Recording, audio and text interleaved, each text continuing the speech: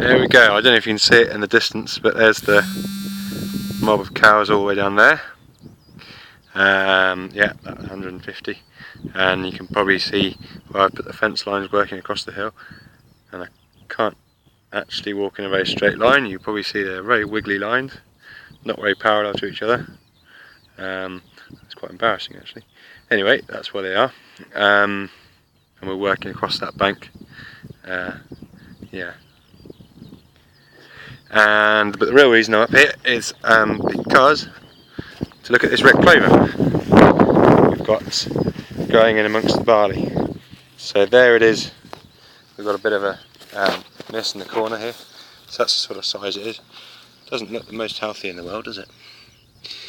Here. But it's there. It's quite a strong plant.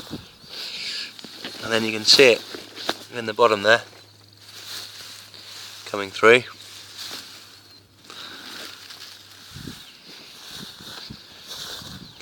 So we haven't really done any management to keep the red clover going. We've just put it in and see what happens really. It was pretty cold when we drilled it, or just after we drilled it. There you go, there's probably a bit better there. Yeah, just after we drilled it, it was quite cold. So there was a few frosts about. I was a bit worried that it wasn't really going to establish at all, but it did. We put it on at 3 kilos. Yeah, 3 kilos a hectare. Yeah, it's growing up. Black grass in there.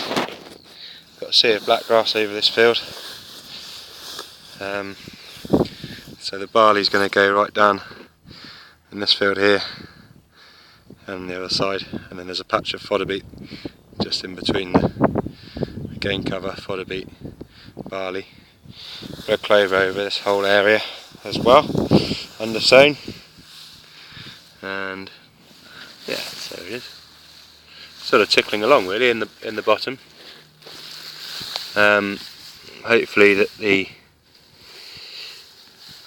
clover will stay down there. It might come up a bit, but before we come to combining, and then once we combine it can go mad.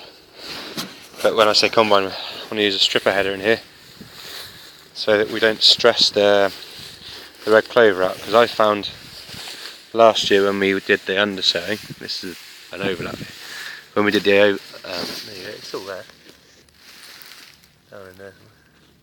Yeah, when we did the undersowing, the stuff we combined got really stressed by the August heat, but then when we used a stripper header it didn't get stressed at all and carried on growing. So I want to replicate that.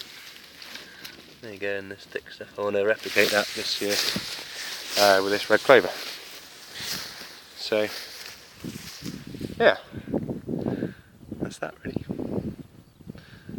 So we've got a fence out this area, and then over that side we're going to put that all into stubble turnips. So there's going to be about 90 hectares of stubble turnips over that side, and about 90 hectares of red clover over here. And that should help us out with some winter food for the sheep and cows. A bit worried about the stubble turnips with flea beetle. I don't really know what we're going to do about that. Thinking about dressing with nutrients, but not really sure. Yeah, that's that. Oh, I could see the old cows having a go. I should go driving a straight line there, that's really annoying. That's it.